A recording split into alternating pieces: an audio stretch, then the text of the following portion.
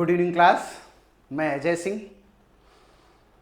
आधुनिक भारत के इतिहास में यदि आप देखेंगे तो किसानों की भूमिका, जब ईस्ट इंडिया कंपनी भारत आई और उसके बाद जब ईस्ट इंडिया कंपनी का शासन चलता रहा और उसी दौरान देखा गया कि ईस्ट इंडिया कंपनी का शासन समाप्त हुआ और समाप्त होने के बाद क्राउन का शासन के स्टार्ट देखा जाए तो क्राउन के शासन का आरंभ होता है।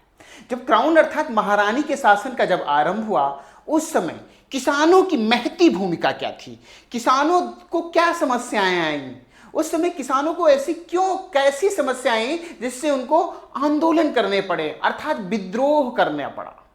जो विद्रोह की भूमिका जो थी वो एक ऐसी भूमिका रही किसानों की जिससे देखा गया कि ब्रिटिश सरकार भी उस पर सहम गई और खास करके फिर किसानों का जो शोषण हो रहा था उस शोषण को कम किया गया।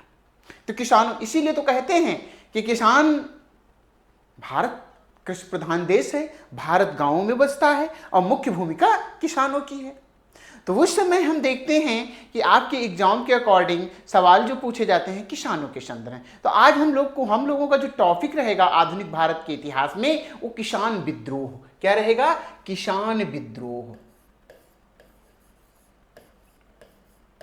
किसान विद्रोह।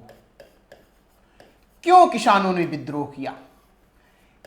किसान मतलब अन्नदाता बोला जाता है। किसानों को क्या बोला जाता है? अन्नदाता बोला जाता है। और किसानों को क्या जरूरत पड़ी? सबसे पहले हुआ क्या, जैसे देखा गया कि ईस्ट इंडिया कंपनी का शासन समाप्त होता है। किसान विद्रोह पहला हम नोट पॉइंट लिखेंगे, ध्यान रखना है कि ईस्ट इंडिया 1858 अधिनियम, 1858 अधिनियम, 1858 अधिनियम के तहत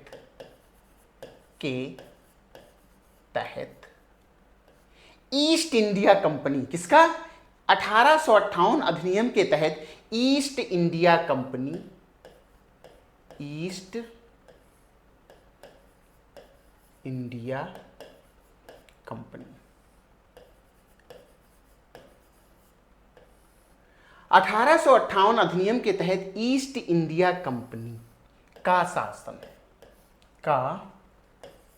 शासन समाप्त।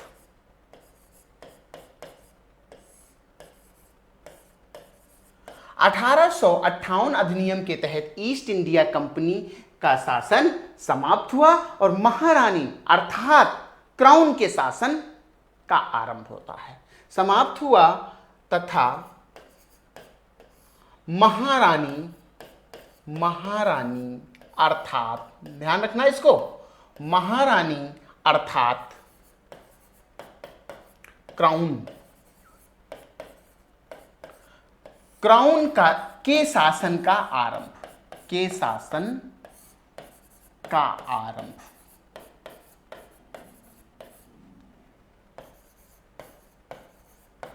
अब देखिएगा 1858 अधिनियम के तहत बहुत इंपॉर्टेंट क्वेश्चन बनता है, आपको ध्यान रखना होगा कि 1858 अधिनियम के तहत ईस्ट इंडिया कंपनी का शासन समाप्त हुआ तथा महारानी अर्थात क्राउन के शासन का आरंभ हुआ। जैसे इस शासन का आरंभ होता है चीजें चेंज हो जाती हैं, पूरी मशीनरी इंग्लैंड से आती है सत्ता को संचालित करने लिए एक वे में, एक वो रेगुलेशन, एक देखा जाता है वो रूट देने के लिए इन लोगों ने काम किया कि जिसके अंतर्गत चीजें बड़ा सिस्टमैटिक वे में चले। क्योंकि 1857 का जो विद्रोह हुआ था उस विद्रोह ने पूरी नींव हिला दी थी ब्रिटिश सरकार की, और ब्रिटिश सरकार ने तभी एक्शन लिया और पार्लियामेंट में देखा गया अपोजिशन इतना सक्रिय हुआ कि ईस्ट इंडिया कंपनी के शासन को समाप्त करना पड़ा। बहुत सारे चेंजेस होते हैं, लेकिन जैसे शासन समाप्त होता है नए रूट नए रेगुलेशन के साथ कार्य करना स्टार्ट होता है। उसी समय सबसे देखा जाता है जो दुधारी तलवार थी वो सबसे पहले किसानों पे पड़ती है। और किसानों पे पड़ी क्या? इस प्रक्रिया से किसान जो विद्रोह हुआ, ध्यान रखना किसानों ने जो विद्रोह किया उसमें सबसे महती भूमिका थी नील की खेती। नील की खेती जो किसान कर रहे थे वो देखा जाता है वो एक दायरा जो था उसको समाप्त करने का प्रयास कर देखा जाता किसानों ने किया, क्योंकि वो अन्न उपजाना चाहते थे, गेहूं चावल उपजाना चाहते थे, ना कि नील। तो नील की समस्या को दूर करने के लिए सबसे पहले किसानों ने जो विद्रोह किया उसको नील विद्रोह के नाम से जाना जाता है। तो आपको ध्यान रखना है इस जगह से जो सवाल बनते हैं आपके एग्जाम में कि किस अधिनियम के तहत ईस्ट इंडिया कंपनी का जो शासन है वो समाप्त होता है तथा महारानी, किसकी बात करते हैं, महारानी अर्थात क्राउन के शासन का आरंभ हुआ। तो कंपनी का शासन समाप्त हुआ और क्राउन के शासन का आरंभ हुआ। और इस समस्या के साथ साथ देखा जाता है सबसे पहले जो विद्रोह होता है वो नील विद्रोह, नील को लेकर के, नील की खेती को लेकर के चावल की खेती करना चाह रहे हैं, इसलिए उसको बोला जाता है नील विद्रोह। तो आगे हम लोग चलते हैं। सबसे पहले किसान विद्रोह के अंतर्गत बात करते हैं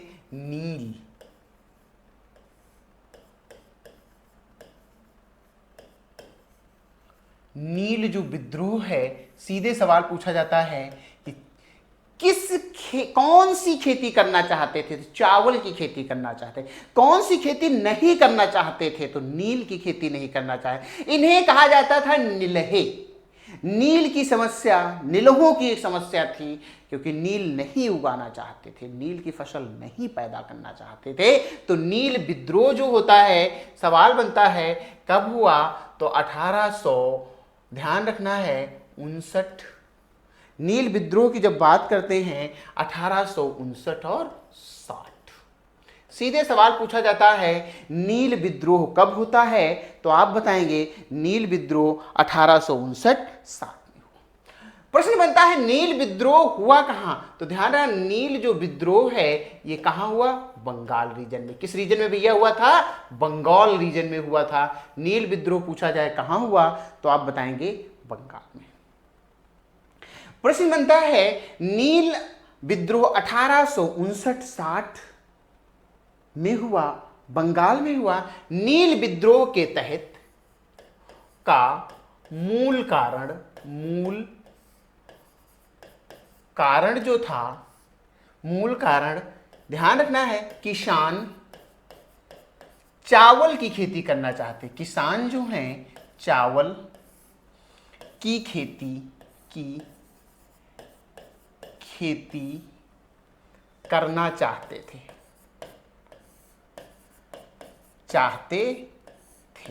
लेकिन ब्रिटिश सरकार, ध्यान रखना है, लेकिन ब्रिटिश सरकार नील की खेती कराने के प्रयास में थी। लेकिन ब्रिटिश सरकार नील की खेती कराने के प्रयास में थी,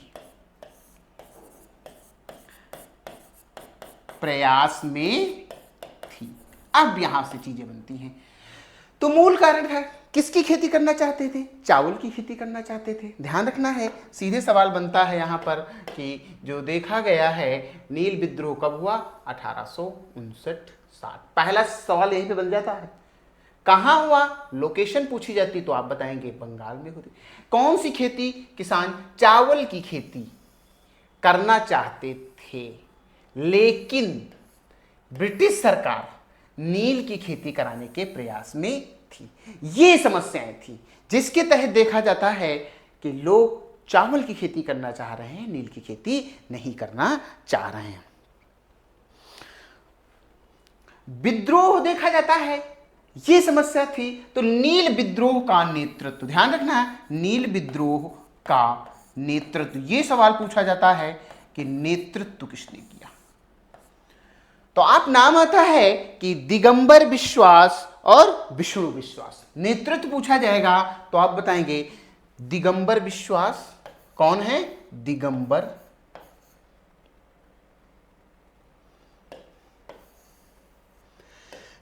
नेतृत्व पूछा जाएगा तो दिगंबर विश्वास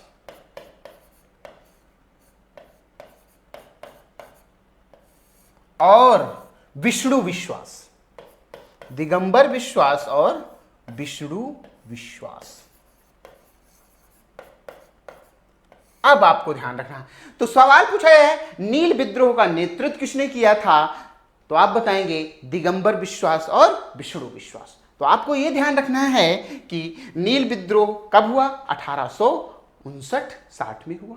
नील विद्रोह कहां हुआ, तो आप बताएंगे बंगाल में हुआ। नील विद्रोह के तहत देखा जाए किसान क्या पैदा करना चाह रहे थे, तो आप बताएंगे किसान चावल की खेती करना चाह रहे थे, चावल उगाना चाह रहे थे, चावल की फसल पैदा करना चाहे, लेकिन ब्रिटिश सरकार जबरदस्ती करवाना चाहती थी, काहे कि नील की खेती। लेकिन सरकार का आदेश है तो आदेश है, करना पड़ रहा था।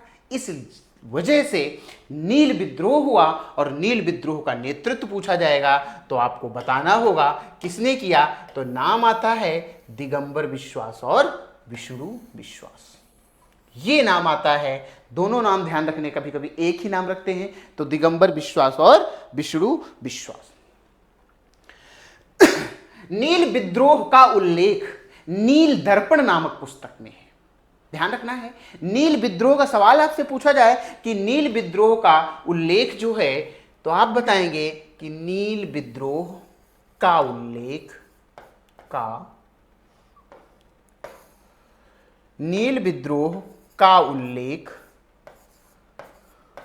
सीधे सवाल, ध्यान रखना है इसको, नील विद्रोह का जो उल्लेख है तो नील दर्पण नामक पुस्तक में, नील विद्रोह का उल्लेख नील दर्पण नामक पुस्तक में,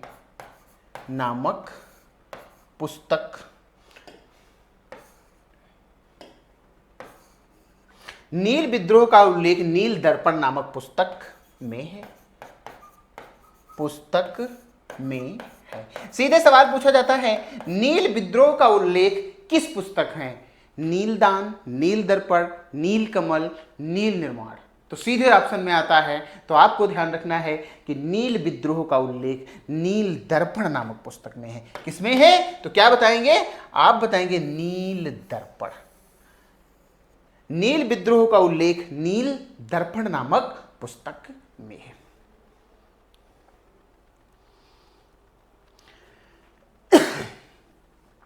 आप एक चीज, आप प्रश्न बनता है कि जो नील दर्पण है किसकी है? नील दर्पण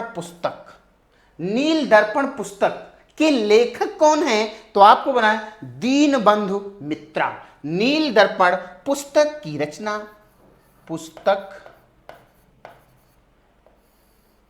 रचना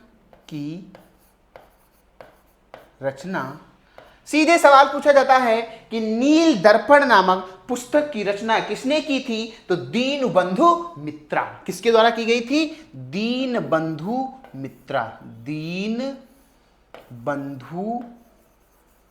मित्रा। ये नाम बहुत भैया इंपॉर्टेंट है, इसको आप लोग ठीक से नोट करना, क्योंकि इसकी इंपॉर्टेंस अपनी अलग है। तो आपसे पूछा जाएगा, सीधे सवाल बनता है नील विद्रोह कब हुआ? तो आप बताएंगे 1859-60 में हुआ। सीधे सवाल नील विद्रोह कहां हुआ? तो आप बताएंगे बंगाल में हुआ। नील विद्रोह का कारण क्या था? चावल की खेती। किसकी खेती? चावल की खेती कराने का प्रयास किया जा रहा था। किसके द्वारा? ब्रिटिश सरकार के द्वारा। लेकिन ब्रिटिश सरकार क्या चाहती थी? किसकी खेती करना? नील की खेती करने के प्रयास में थी। इसलिए इस विद्रोह का नेतृत्व दिगंबर विश्वास और विष्णु विश्वास के द्वारा किया गया। किसके द्वारा किया गया? दिगंबर विश्वास और विष्णु विश्वास के द्वारा किया गया। सवाल पूछा नील विद्रोह का उल्लेख किस पुस्तक में है? तो नील विद्रोह का उल्लेख पूछा जाता है नील दर्पण नामक पुस्तक में है। प्रश्न बनता है नील दर्पण पुस्तक की रचना किसने की? तो दीनबंधु मित्रा। आपको ध्यान रखना है, इसको नोट ठीक से करना है, नाम है दीनबंधु मित्रा। क्या नाम है? दीनबंधु मित्रा। नील दर्पण नामक पुस्तक की रचना किसने की थी? तो आप बताएंगे दीनबंधु मित्रा ने की थी। क्लियर है? आगे चलते हैं। तो आधुनिक भारत के इतिहास में देखा जाता है 1858 अधिनियम के तहत जब ईस्ट इंडिया कंपनी का शासन समाप्त होता है और महारानी अर्थात क्राउन के शासन की शुरुआत होती है, उस समय किसानों पर सबसे कुठाराघात हुआ और किसानों को विद्रोह करना पड़ा। 1857 विद्रोह के बाद सबसे पहला विद्रोह ही किसानों ने किया और वो विद्रोह जो था और नील की खेती को लेकर कर रहा। क्लियर है? तो हम आगे चलते हैं। नेक्स्ट पॉइंट में जब बात करते हैं हम लोग हैं कि नील विद्रोह की जैसे जब बात आती है उसके बाद में जो सवाल बनता है पबाना विद्रोह। नेक्स्ट अगला पॉइंट आगे चलते हैं हम लोग। नाम क्या है? पबाना विद्रोह। अगला पॉइंट है पबाना।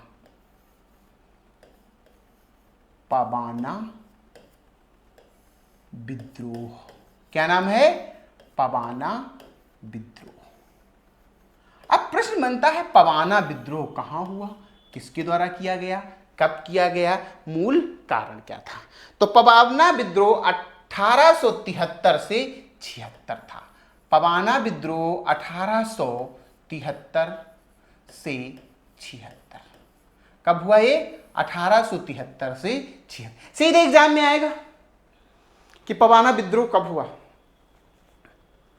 तो आपको ध्यान रखना, एग्जाम जब आए तो सीधे आएगा कि कब हुआ, तो डिजिट आती है। कभी कभी 76 नहीं ऑप्शन में होता है, 73 ही ऑप्शन में होता है। तो आपको ये कुछ नहीं दिमाग में रखना है कि क्या है, 73 से 76 होता है पबाना विद्रोह। क्लियर है? तो आपको ये पता होना चाहिए कि पबाना विद्रोह जो हुआ वो बंगाल के जमींदारों द्वारा किसानों को किए गए शोषण, अर्थात देखा जाता है जो पबाना विद्रोह का मूल कारण था कि बंगाल में जमींदारों के द्वारा किए गए शोषण के विरुद्ध। पबाना विद्रोह हुआ कहां? ये सबसे पबाना विद्रोह हुआ कहां? तो आप बताएंगे बंगाल में। कहां हुआ था? पबाना विद्रोह कहां हुआ? बंगाल में हुआ। प्रश्न बनता है पबाना विद्रोह कहां हुआ? तो आप बताएंगे पबाना विद्रोह कहां हुआ? तो आप बताएंगे क्या? बंगाल में हुआ। पबाना विद्रोह का कारण, का मूल कारण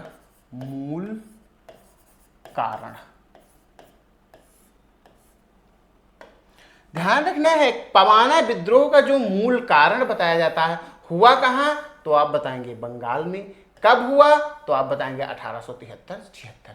जमींदारों के द्वारा, ध्यान रखना है कि बंगाल जमींदारों के द्वारा किया गया शोषण। पबाना विद्रोह का मूल कारण जमींदारों के द्वारा किया गया शोषण।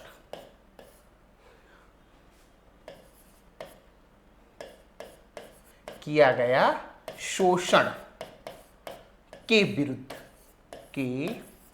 विरुद्ध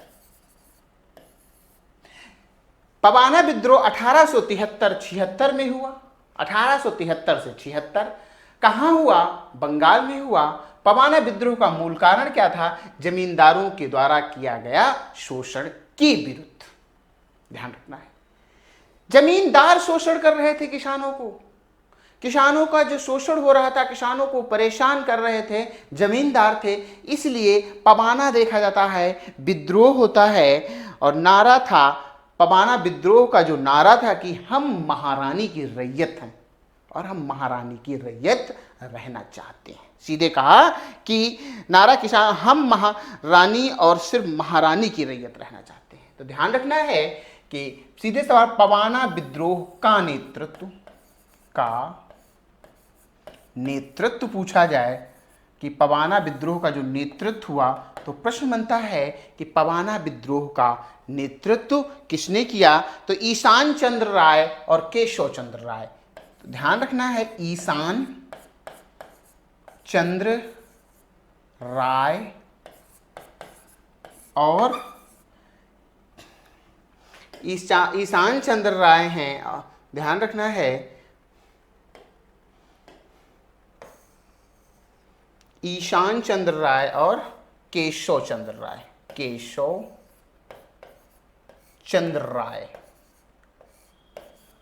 ये राय मैक्सिमम बिहार बंगाल वाले बेल्ट में पाए जाते हैं।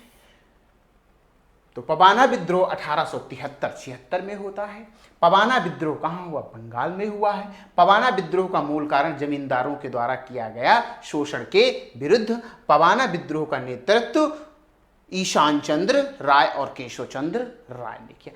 ये किसानों की एक समस्या है। पबाना विद्रोह के तहत, पबाना विद्रोह के तहत किसान, अब देखिए, अब इसमें ब्रिटिश सरकार जो रूल चला रही थी वहां पर, कहते थे हम ब्रिटिश सरकार के रूल रेगुलेशन पर काम करें, जो वो हमसे जितना लगान लेते हैं मैं उतना लगान देने के लिए तैयार हूं सॉरी। लेकिन बिचौलिए के रूप में जो जमींदार हैं, बिचौलिए के रूप में जो जमींदार हैं, ये शोषण कर रहे हैं। इसीलिए पबाना विद्रोह के तहत किसानों का कथन है, किसानों का कथन है कि हम महारानी की रैयत रहना चाहते हैं, हम महारानी के शासन को फॉलो करना चाहते हैं। कहा कि हम महारानी, सिर्फ महारानी की रैयत रहना चाह रहे हैं। कथन है कि हम महारानी की रैयत, हम महारानी की रैयत रहना चाह रहे हैं, रहना चाहते हैं, सिर्फ ना कि जमींदार, ना कि जमींदार। अब देखो, अब यहां पर आपको यह काम करना है। सीधे सवाल पूछा जाता है, किस विद्रोह के तहत यह कहा गया है कि किस विद्रोह के तहत किसानों ने यह कहा है कि हम सिर्फ महारानी की रैयत रहना चाह रहे हैं? तो ध्यान रखना है, पबाना विद्रोह के तहत किसानों का कथन है कि हम महारानी की रैयत रहना चाहते हैं, सिर्फ, न कि जमींदार। अच्छा, रैयत होती क्या? रैयत होती है जनता। क्या कहे? ये रैयत है मेरी। राजे महाराजा क्या कहते थे?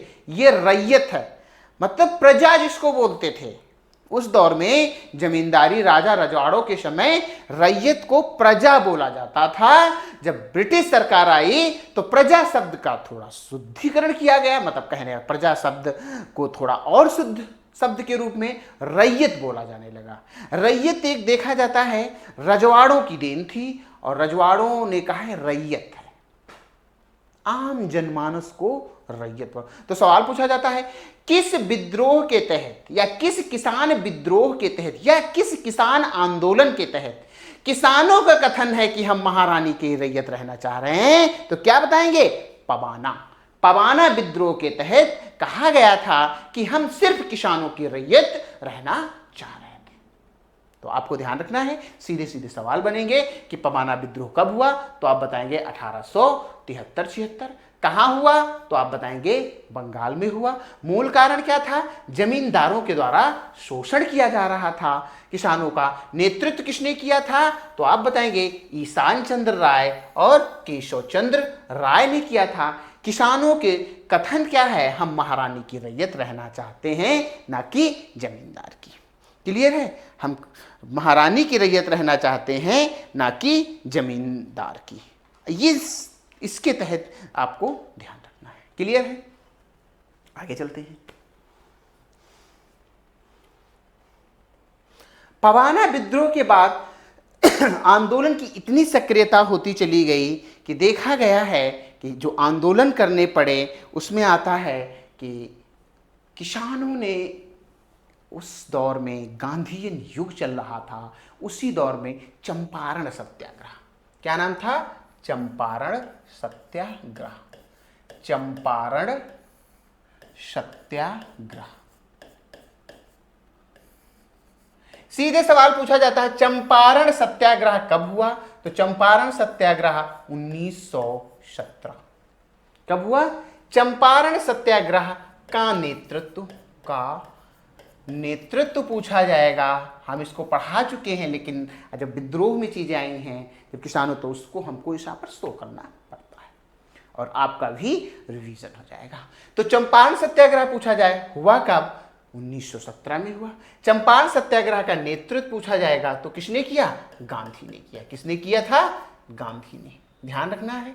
और इसके तहत चंपारण सत्याग्रह का जो देखा जाता है मूल कारण था, मूल सत्याग्रह का मूल कारण पूछा जाएगा तो 3/20 भाग पर नील की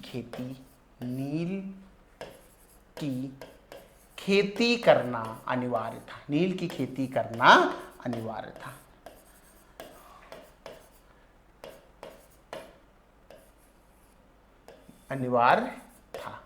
अब देखो, चंपारण सत्याग्रह 1917, चंपारण सत्याग्रह का नेतृत्व पूछा जाए गांधी। चंपारण सत्याग्रह मूल 3/20 भाग पर नील की खेती करना अनिवार्य था, लेकिन किसान इस खेती से क्षुब्ध थे। खेती बंजर हो रही थी, अच्छे दाम नहीं मिल रहे थे, अर्थात उनकी फसल का उचित मूल्य नहीं मिल पा रहा था। इन सभी समस्याओं को देखते हुए चंपारण सत्याग्रह हुआ। चंपारण सत्याग्रह का नेतृत्व गांधी ने किया। तो आपको ध्यान रखना है, चंपारण सत्याग्रह जो हुआ है, चंपारण सत्याग्रह कहाँ हुआ था? तो वर्तमान परिवेश में देखें तो बिहार में। कहाँ था ये? बिहार में। चंपारण सत्याग्रह पूछा है कहाँ? बिहार में। चंपारण जगह कहाँ पड़ती है? बिहार में। राजकुमार शुक्ल नामक एक देखा जाता है गांधीवादी नेता हैं और 1916 कांग्रेस के लखनऊ अधिवेशन में गांधी को आमंत्रित करते हैं चंपारण आने के लिए और नील जो देखा जाता नील की खेती करने वालों की समस्या को दूर करने के लिए, इसलिए चंपारण सत्याग्रह करना पड़ा। तो इसको देखा जाता है। आपको एक सवाल यहां पर बनता है कि तिनकठिया पद्धति 3/20 भाग पर जो खेती होती थी, इसको नील की तिनकठिया, इसको क्या बोलते थे? नील की तिनकठिया। नील की तिनकठिया पद्धति की खेती, ये बोलते थे। चंपारण सत्य नोट पॉइंट यहां पर लिखते हैं कि 1916 कांग्रेस के लखनऊ अधिवेशन में, 1916 कांग्रेस के लखनऊ अधिवेशन में, 1916 कांग्रेस के लखनऊ अधिवेशन में राजकुमार शुक्ल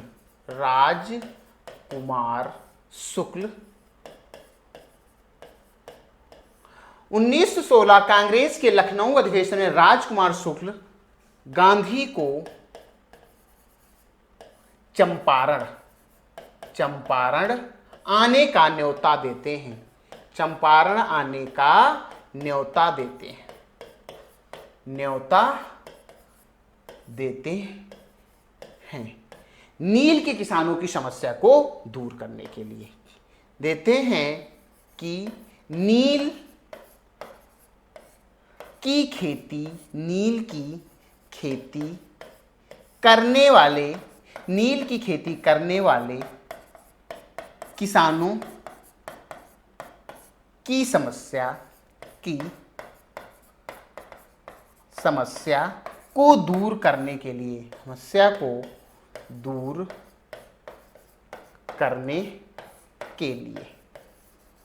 अब देखो सीधे सवाल पूछा जाता है, गांधी को चंपारण आने का न्योता किसने दिया? तो 1916 कब भैया? 1916 कांग्रेस के कहां के? लखनऊ अधिवेशन में। कौन? राजकुमार शुक्ल गांधी को चंपारण आने का न्योता देते हैं कि नील की खेती करने वाले किसानों की समस्या को दूर करने के लिए। 1916 कांग्रेस के लखनऊ अधिवेशन में राजकुमार शुक्ल जो चंपारण से आकर के कांग्रेस के लखनऊ अधिवेशन में गांधी को चंपारण आने का न्योता देते हैं किसानों की समस्या को दूर करने के लिए। इसीलिए गांधी जब जाते हैं 1917 में तो चंपारण सत्याग्रह करते हैं और चंपारण सत्याग्रह का नेतृत्व पूछा जाएगा तो आप बताएंगे किसने किया है? तो क्या कहेंगे? गांधी। 3/20 भाग पर नील की खेती करना अनिवार्य था। और चंपारण कहां पड़ता है वर्तमान परिवेश में? तो आप क्या बताएंगे? बिहार में। आज की डेट में बस देखा जाता है चंपारण को 2 जिलों में बांट दिया, एक पूर्वी चंपारण और एक पश्चिमी चंपारण। तो आपको ध्यान रखना है, चंपारण सत्याग्रह की सफलता के तहत गांधी को रविन्द्रनाथ टैगोर ने महात्मा की उपाधि दी। तो आज हम यहां पर एक कोटेशन और दे देंगे कि चंपारण सत्याग्रह की सफलता के तहत, चंपारण सत्याग्रह की सफलता के तहत,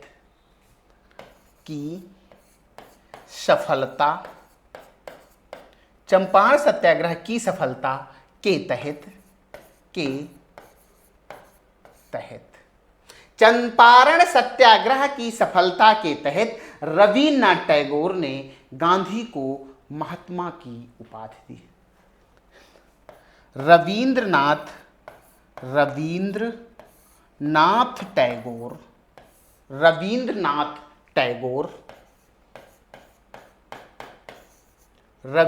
टैगोर ने गांधी को महात्मा की उपाधि दी। अब ध्यान दीजिए, सीधे सवाल आता है कि गांधी को सर्वप्रथम महात्मा किसने कहा था? तो आपको बताना होगा कि गांधी को सर्वप्रथम महात्मा की उपाधि, आपसे पूछा जाएगा कि गांधी को सर्वप्रथम महात्मा की उपाधि किसने दी थी? तो चंपारण सत्याग्रह की सफलता के तहत रविन्द्रनाथ टैगोर, ध्यान रखना भैया, रविन्द्रनाथ टैगोर ने गांधी को महात्मा, किसकी? ध्यान रखना, महात्मा की उपाधि दी। तो आपको बताना होगा कि चंपारण सत्याग्रह की सफलता के तहत रविन्द्रनाथ टैगोर ने गांधी को महात्मा की उपाधि दी। तो फिर से एक बार आते हैं, चंपारण सत्याग्रह पूछा जाता हुआ कब? 1917। चंपारण सत्याग्रह नेतृत्व किसने किया? गांधी। चंपारण सत्याग्रह का मूल कारण क्या था? 3/20 भाग पर नील की खेती करना अनिवार्य था। 3/20 भाग को नील की तिनकठिया पद्धति की खेती भी कहा जाता था। चंपारण वर्तमान परिवेश में है कहां? बिहार में है। चंपारण सत्याग्रह की सफलता के तहत गांधी को कौन सी उपाधि मिली? महात्मा की उपाधि मिली। और महात्मा की उपाधि गांधी को किसने दी थी? रविन्द्रनाथ टैगोर ने दी। और ये चंपारण गए गांधी कैसे? तो 1916 कांग्रेस के लखनऊ अधिवेशन में राजकुमार शुक्ल गांधी को चंपारण आने का न्योता देते हैं कि नील की खेती करने वाले किसानों की समस्या को दूर करने के लिए। क्लियर है? तो ये चंपारण सत्याग्रह का मूल मंत्र है। आगे देखते हैं, अहमदाबाद मिल मजदूर आंदोलन। अहमदाबाद मिल मजदूर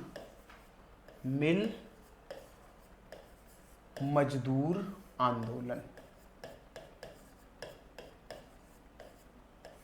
अहमदाबाद मिल मजदूर आंदोलन पूछा जाए कब हुआ?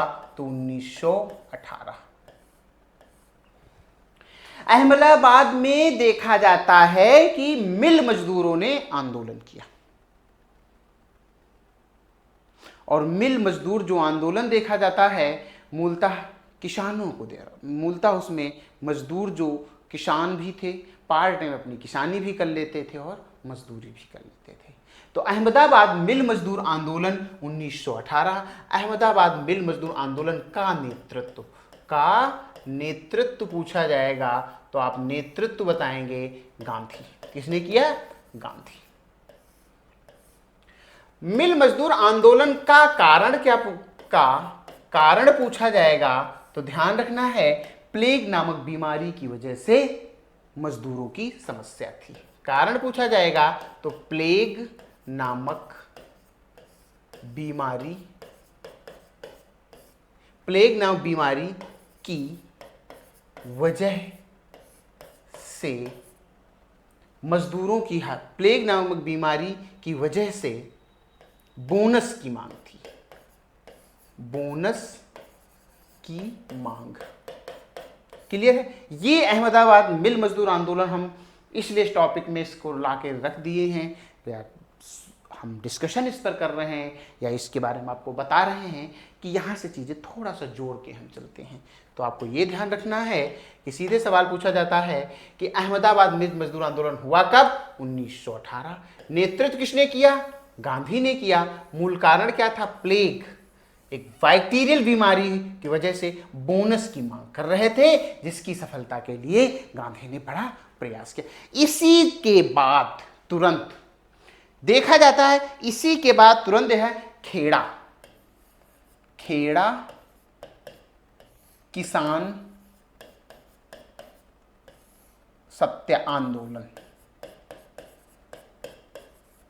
खेड़ा किसान आंदोलन पूछा जाता है, यह भी भैया ध्यान रखना है 1918 में होता है। यह कब होता है? 1918। दो चीजें, तो फर्स्ट ये, उसके बाद सेकेंड टाइम में ये दोनों एक जगह रहते हैं, इसीलिए इसको मैंने पहले डिस्कशन कर दिया। ध्यान रखना है, खेड़ा एक तालुका पड़ता है। ध्यान रखना है, जो खेड़ा है, पूछा जाए खेड़ा है कहां, तो खेड़ा गुजरात का एक तालुका था। गुजरात का तालुका था। तालुका, वर्तमान में इसको तहसील बोलते हैं। खेड़ा गुजरात का, ध्यान रखना है, तालुका था। और वहां पर अकाल पड़ा हुआ था। खेड़ा किसान आंदोलन का कारण पूछा जाएगा, कारण है अकाल पड़ा हुआ था। ब्रिटिश सरकार लगान वसूल रही थी। ठीक है, तो खेड़ा किसान आंदोलन 1918 गुजरात का तालुका था। क्या था ये? गुजरात का एक तालुका था। कारण अकाल पड़ा हुआ था, किसान लगान देने में मजबूर थे। किसान जो थे वो लगान देने में असमर्थ थे, जिससे अकाल पड़ा हुआ था, जिससे किसान लगान देने में मजबूर थे। किसान लगान देने में मजबूर थे। अब मजबूर थे, ब्रिटिश सरकार जबरदस्ती लगान वसूल रही थी। इस समस्या के लिए सरदार वल्लभ भाई पटेल किसानों को नेतृत्व करते हुए गांधी से मिलते हैं, और गांधी फिर इस आंदोलन की महती भूमिका को निभाते हुए और इस आंदोलन को सफल बनाते हैं। तो खेड़ा किसान आंदोलन पूछा जाएगा, तो आपसे पूछा जाए खेड़ा किसान आंदोलन का नेतृत्व पूछा जाएगा, तो आप नेतृत्व बताएंगे किसने किया, तो आप बताएंगे गांधी। खेड़ा किसान आंदोलन का नेतृत्व पूछा जाएगा, नेतृत्व किसने किया? गांधी। तो खेड़ा किसान आंदोलन कब हुआ? 1918 में हुआ। खेड़ा जगह कहां पड़ती है? तो खेड़ा गुजरात का तालुका था। क्या था? गुजरात का तालुका था। खेड़ा किसान आंदोलन का कारण, ध्यान रखना है, आपसे पूछा जाएगा कारण। तो कारण पूछा जाए तो तालुका पूछा जाए था, गुजरात का तालुका। कारण अकाल पड़ा हुआ था, जिससे किसान लगान देने में मजबूर थे। इस कारण ये आंदोलन करना पड़ा, या नेतृत्व सत्याग्रह करना पड़ा, और नेतृत्व किसने किया था? गांधी के द्वारा। और इस प्रकार देखा जाता है, यह भी एक मूवमेंट जो था उनका पूरी तरह से सफल। तो अहमदाबाद मिल मजदूर आंदोलन पहले होता है 1918 में, जिसमें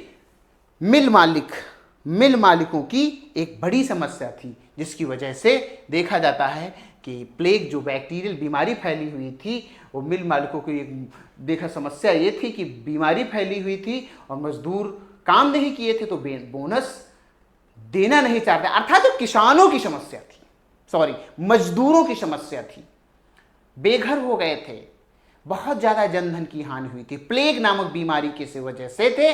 तो जब काम नहीं किए तो मिल मालिक मजदूरी देने नहीं दे रहे थे, इसलिए मजदूरी के साथ साथ बोनस भी नहीं दे रहे थे। जो उस दौर में उनको समस्या हुई थी, और बोनस की समस्या को निजात दिलाने के लिए गांधी जी आंदोलन का नेतृत्व करते हैं। जस्ट उसके बाद खेड़ा में किसानों की एक समस्या आई, अकाल पड़ गया, और अकाल पड़ गया और फसल हुई नहीं, लेकिन ब्रिटिश सरकार लगान वसूलने में पूरी तरह से कोई कोताही नहीं कर रही थी। इस समस्या के तहत वहां के किसान सरदार वल्लभ भाई पटेल से मिलते हैं। सरदार वल्लभ भाई पटेल उस ऊर्जावान नेता गांधी से संपर्क करते हैं। गांधी ने इस आंदोलन का नेतृत्व किया। तो अहमदाबाद मिल मजदूर आंदोलन 1918, खेड़ा किसान आंदोलन 1918। पहले अहमदाबाद होता है, उसके बाद खेड़ा होता है। क्लियर है? आगे हम लोग चलते हैं।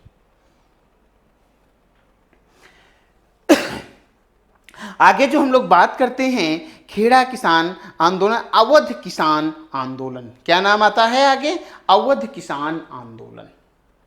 अवध जहां हम लोग हैं, अवध किसान आंदोलन, ये अवध क्षेत्र है। अवध किसान आंदोलन।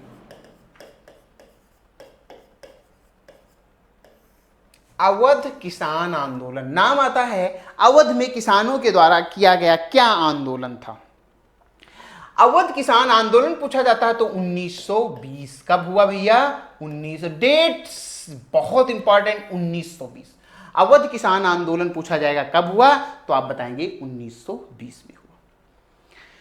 अवध किसान आंदोलन का नेतृत्व तो नेतृत्व आपसे पूछा जाएगा, तो नेतृत्व आप बताएंगे बाबा रामचंद्र। नोट कर लीजिएगा, बहुत इंपॉर्टेंट, बाबा रामचंद्र।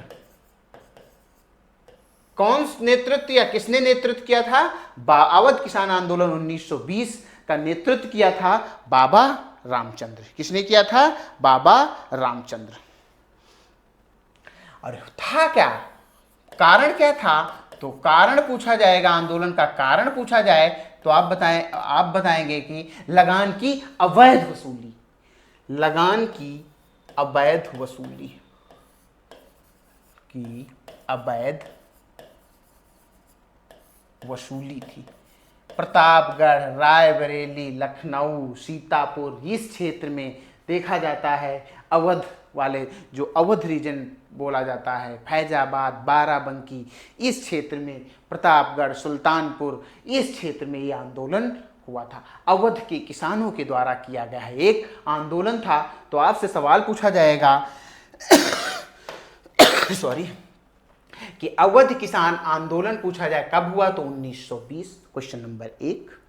अवध किसान आंदोलन का नेतृत्व, question number 2, very very very very important, कौन है? बाबा रामचंद्र। लगान की अवैध वसूली के कारण यह आंदोलन हुआ था। यह आंदोलन हुआ था। क्लियर है? हम लोग आगे चलते हैं। आगे एक अगला सवाल बनता है मोपला विद्रोह। क्या सवाल बनता है? मोपला विद्रोह। हम इस साइड में नोट कर लेंगे, मोपला विद्रोह बहुत इंपॉर्टेंट। मोपला विद्रोह, सीधे सवाल पूछा जाता है। मोपला विद्रोह जो था, ध्यान रखना है 1921, सीधे सन पूछा जाता है इसका भी। मोपला विद्रोह कब हुआ, तो आप बताएंगे 1921। जैसे ये था उसी प्रकार देखा जाता है मोपला विद्रोह। सीधे सवाल पूछा जाता है। अवध किसान आंदोलन सीक्वेंस में मिलाने को कूट में भी आता है, और एडिशन मतलब शन भी पूछा जाता है। मोपला विद्रोह आपसे पूछा जाता है कब हुआ, 1921। प्रश्न बनता है मोपला विद्रोह हुआ कहाँ, तो आप बताएंगे केरल। क्वेश्चन नंबर 2, कहाँ हुआ है ये? केरल। सीधे सवाल पूछा जाता है, और ये एक मुस्लिमों के द्वारा किया गया ये आंदोलन। ये देखा जाता है इस्लाम धर्म से संबंधित है, ऐसे बोल सकते हैं। या मोपला विद्रोह जो है इस्लाम, सीधे सवाल पूछा जाता है किससे संबंधित है, तो आपको बताएं इस्लाम धर्म से। मोपला विद्रोह जो है या मोपला जो विद्रोही थे, इस्लाम धर्म से संबंधित थे।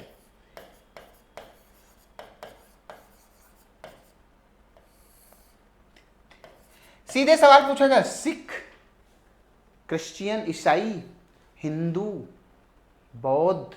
मोपला कौन थे? तो मुस्लिम थे, इस्लाम धर्म से संबंधित थे, मुस्लिम धर्म से संबंधित थे। कहाँ था ये विद्रोह? केरल में था। कहाँ हुआ था ये विद्रोह? केरल में हुआ था। और जमींदारों, उद्देश्य जमींदारों ने लगान की दरें बढ़ा दी थी। मोपला विद्रोह का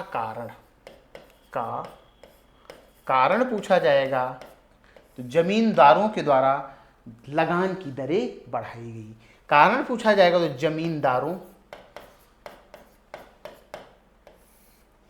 के द्वारा।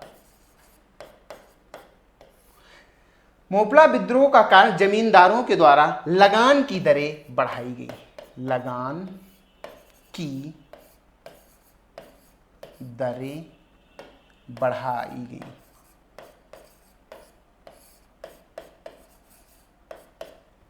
अब आपको कैसे बनाना है सवाल? अब इस सवाल को बनाना होगा कि क्या समस्या थी? जमींदारों के द्वारा लगान की दरें बढ़ाई गई थी, ये समस्या थी। किस धर्म से संबंधित थे? इस्लाम धर्म से संबंधित। यह विद्रोह हुआ कहां था? केरल में हुआ। कब हुआ था? 1921 में। तो मोपला विद्रोह 1921। मोपला क्या थे? मुस्लिम थे जो इस्लाम धर्म से संबंधित थे। कहां हुआ था? केरल में हुआ था। जमींदारों के द्वारा लगान की दरें ये बढ़ा दी गई थी, इसलिए देखा जाता है ये मोपला विद्रोह हुआ था।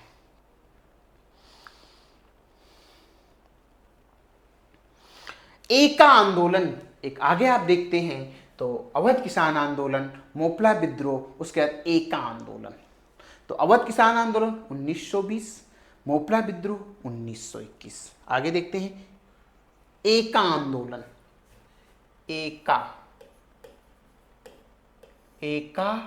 ये भी किसानों के द्वारा किया गया आंदोलन था। सीधे सवाल पूछा एका आंदोलन कब हुआ, तो आपको बताना होगा एका आंदोलन 1921 में हुआ। कब हुआ? 1921 में। सीधे सवाल पूछा जाता है एका आंदोलन कब हुआ, तो 1921। कहां हुआ? अवध। एका आंदोलन कहां हुआ? अवध।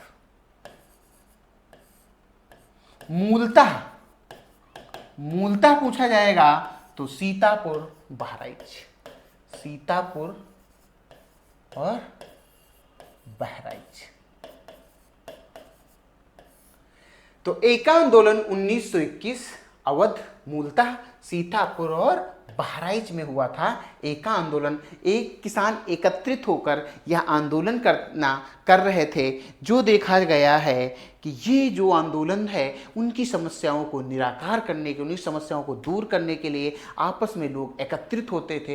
एकत्रित होने के बाद चीज़ों को करते थे। अब इस चीज़ को, एक चीज़ यहाँ पर सामने ये आती है कि एका आंदोलन के अंतर्गत जो चीज़ें हुई थी उसमें ये देखा जाता है कि ये बहुत, जो देखा गया एक संगठित, जो जातियां थी निम्न जातियों के द्वारा एकत्रित होकर आंदोलन किया गया। ये एक किसानों की समस्या थी और लगान। बस इसमें एक सवाल बनता है एका आंदोलन कब हुआ, तो आप बताएंगे एका आंदोलन सीधे पूछा जाएगा कब हुआ?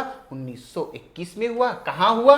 अवध में हुआ। और सीतापुर और बहराइच इसका मेन केंद्र बिंदु हुआ करता था। किसकी बात करते हैं? तो एका आंदोलन की बात करते हैं। आगे तो एका आंदोलन 1921 के बाद आप देखते हैं अखिल भारतीय किसान सभा। अखिल भारतीय किसान सभा की स्थापना 1936। अखिल भारतीय किसान सभा, ये वो टॉपिक है जहां से सवाल बनता है और सवाल लोग गलत करते हैं। अखिल भारतीय किसान सभा बहुत इंपॉर्टेंट सवाल है कि अखिल भारतीय किसान सभा की सवाल स्थापना पूछा जाएगा 1936। इसकी स्थापना पूछा जाएगा, इसकी स्थापना कब हुई, तो आप बताएंगे 1936। अखिल भारतीय किसान सभा स्थापना पूछा जाएगा 1936 में हुई थी और जिसका गठन पूछा जाता है सहजानंद सरस्वती ने किया था। और संस्थापक पूछा जाए तो संस्थापक तो सहजानंद सरस्वती। सहजानंद सरस्वती। अखिल भारतीय किसान सभा की स्थापना किसने की थी? तो सहजानंद सरस्वती ने की थी। अखिल भारतीय किसान सभा की स्थापना कब हुई थी? 1936 में हुई थी। और अखिल भारतीय किसान सभा का प्रथम सम्मेलन, अखिल भारतीय किसान सभा का प्रथम सम्मेलन, ये भी सवाल कई बार आया है, सम्मेलन पूछा जाएगा तो आप बताएंगे लखनऊ में हुआ था। कहां हुआ था भैया? लखनऊ में हुआ था। अखिल भारतीय किसान सभा की स्थापना 1936, संस्थापक सहजानंद सरस्वती, प्रथम सम्मेलन लखनऊ। इसके साथ साथ सवाल पूछा अखिल भारतीय किसान सभा के सचिव पूछा जाता, सचिव कौन था? तो संस्था सचिव पूछा जाएगा तो एनजी रंगा। कौन था? एनजी रंगा। सीधे सवाल पूछा जाता है सचिव कौन था तो क्या बताएंगे? एनजी रंगा। अखिल भारतीय किसान सभा की स्थापना 1936, संस्थापक सहजानंद सरस्वती, प्रथम सम्मेलन लखनऊ में हुआ था। सचिव पूछा जाएगा तो क्या बताएंगे? एनजी रंगा। यहां पर कभी कभी अध्यक्ष पूछा जाता है तो अध्यक्ष भी आप बताएंगे कौन है? तो सहजानंद सरस्वती को अध्यक्ष बताएंगे। सचिव ज्यादा आता है, सचिव पूछा जाएगा तो क्या बताएंगे आप? एनजी रंगा। और ध्यान देना है, उद्देश्य पूछा जाएगा, इसका उद्देश्य क्या था? तो किसानों को जमींदारों के शोषण से बचाना, किसानों को जमींदारों के शोषण से बचाना, किसानों को जमींदारों के शोषण से बचाना।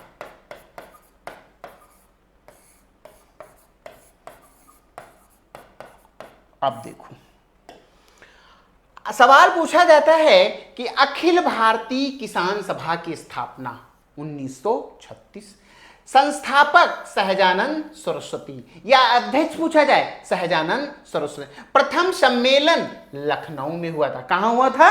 लखनऊ में हुआ था। सचिव पूछा जाए तो आप बताएंगे एनजी रंगा। और पूछा जाए कि उद्देश्य क्या था? तो किसानों को जमींदारों के शोषण से बचाना। ये अखिल भारतीय किसान सभा का उद्देश्य था। क्या था? अखिल भारतीय किसान सभा का ये उद्देश्य था। क्लियर है? उसके बाद में आगे आप देखते हैं कि तेभागा आंदोलन, एक नाम आता है तेभागा, तेभागा आंदोलन। प्रश्न बनता है तेभागा आंदोलन कहां हुआ, किसने किया, किसके नेतृत्व में हुआ? तो आपको बताना होगा कि जो तेभागा आंदोलन 1946 कहां हुआ? 1946 कहां हुआ? तो आप बताना। तेभागा आंदोलन सीधे पूछा जाएगा तो क्या बताएंगे? बंगाल में हुआ। कहां हुआ ये? बंगाल में हुआ। 1946 में तेभागा आंदोलन नेतृत्व कंपाराम और भवन सिंह ने किया है। नेतृत्व पूछा जाएगा आपसे कि नेतृत्व इसका किसने किया है? तो आप बताएंगे नेतृत्व कंपाराम और भवन सिंह। कंपाराम और भवन सिंह। नेतृत्व कंपाराम और भवन सिंह ने किया। इसको आप लोग नोट करना है, बड़ा ठीक से पढ़ना। तेभागा आंदोलन कब हुआ? 1946। तेभागा आंदोलन कहाँ हुआ? बंगाल में हुआ। और तेभागा आंदोलन का नेतृत्व कंपाराम और भवन सिंह ने किया। इस प्रकार देखा जाता है कि किसानों का जो आंदोलन होता है, किसानों के जो आंदोलन होते इस प्रकार होते हैं। और ये भी आंदोलन एक देखा जाता है शोषण हो रहा था जमींदारों के द्वारा, जो कुल मिला के कहा जाता है कि बिचौलियों के द्वारा। जमींदारी बिचौलिया हुआ करते थे। तो आज हम लोगों ने 1858 अधिनियम के उपरांत जो किसानों की समस्याएं, उसमें सबसे पहले हम लोगों ने देखा जाता नील विद्रोह, उसके बाद पबाना विद्रोह, उसके बाद देखा जाता है कि चंपारण सत्याग्रह, अहमदाबाद मिल मजदूर आंदोलन, खेड़ा किसान आंदोलन, अवध किसान सभा, तेभागा आंदोलन, एका आंदोलन, मोपला विद्रोह, पबाना विद्रोह। इन सब विद्रोह यहाँ से एक दो सवाल बनते हैं, मैक्सिमम गलत हो जाते हैं। कोशिश करना कि यहाँ से सवाल गलत ना होने पाए और ठीक से पढ़ाई करो और अपने नोट्स बनाओ। और ये Awadh coaching classes YouTube channel पर पुनः फिर आपका स्वागत एवं अभिनंदन है। और आप लोग बड़ी ईमानदारी से पढ़िएगा।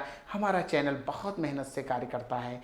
हमारे जो चैनल पे हैं देखिएगा, बहुत सेलेक्टिव चीज़ें पढ़ाई जाती हैं, वो सेलेक्टिव चीज़ें जो आपके एग्ज़ाम के परिवेश के लिए बहुत ही अनुकूल हैं। चलिए, थैंक यू, धन्यवाद।